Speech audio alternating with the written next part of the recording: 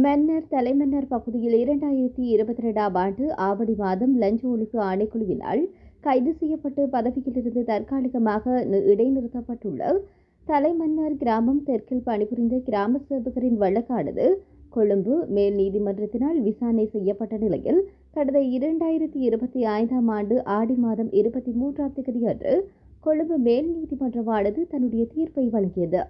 அதற்கு அமைய குறித்த கிராம சேவகர் சார்பில் வழக்கின் ஆரம்பத்திலிருந்து முன்னிலையான ஜனாதிபதி சட்டத்தரணி காளிங்க இந்திரதிச மற்றும் அவருடன் இணைந்த சட்டத்தரணி வசீம் அக்ரம் நீதிமன்றத்தில் முன்னிலையாகி இருந்தனர்.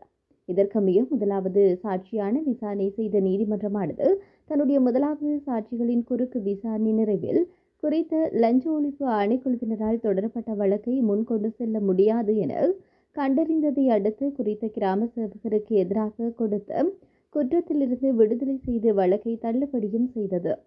ஆதாரங்கள் எதுவுமின்றி வெறுமனவே பொய் குற்றச்சாட்டின் பேரில் ஒரு நேர்மையான கிராம சேவகர் கைது செய்யப்பட்டு சுமார் 3 வருடங்களுக்கு மேலாக சேவையிலிருந்து இடைநிறுத்தப்பட்டு வைக்கப்பட்டு வழக்கை முன்கொண்டு செல்ல முடியாத நிலையில் லஞ்ச ஊழல் ஆணைக்குழு வழக்கை கைவாங்கியமை லஞ்ச ஊழல் ஆணைக்குழுவின் செயற்பாடுகள் தொடர்பில் மக்கள் மத்தியில் சர்ச்சையை ஏற்படுத்தியுள்ளது. கிராம சேவகரை மீண்டும் சேவையில் இணைப்பதற்கும் அவருடைய 3 வருடத்திற்கு மேற்பட்ட சம்பளங்களை வழங்கவும் நடவடிக்கை இடம்பெற்று வருகிறது.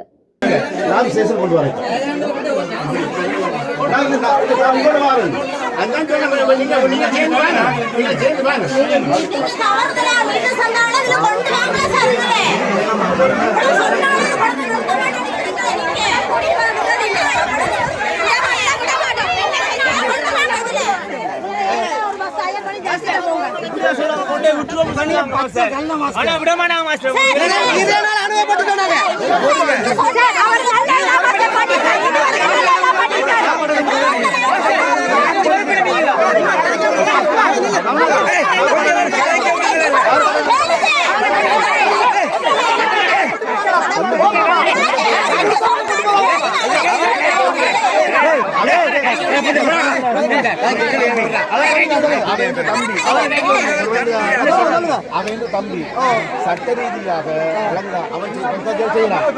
நாம விடாம நாம அங்க போகாட்டி இந்த அவங்க கேச மாற்றுவாங்க.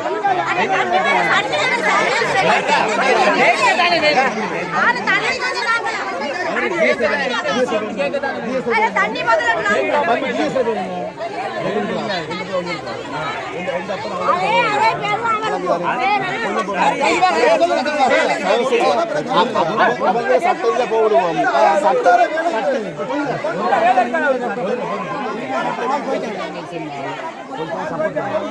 எதிர்த்தா அவன் கேச மேலும் கூட்டி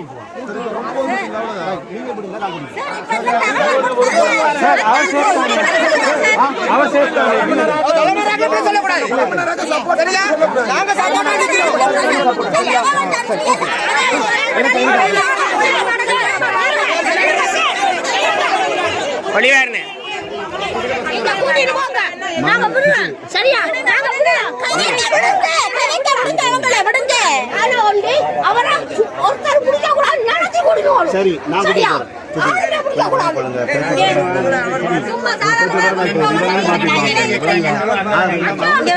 நான் அப்போதான் இதான் உங்களுக்கு சொல்றேன். தனியா கூட்டிட்டு போங்க. இப்படி இழுக்க வேணாம். அவர் தனியா கூட்டிட்டு நடந்து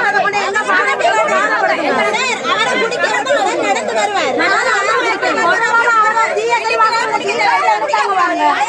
அதெல்லாம் மறக்கையே இல்லாது.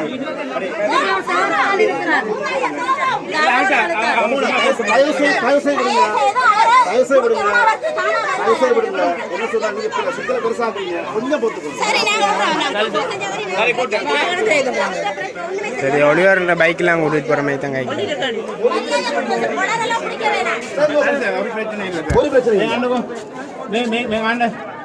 இப்படி கதை செய்யலாம். போலீஸை கட்டி மேவ வட்டக்கறங்க போலீஸை கட்டி கிட்ட வட்டக்கறங்க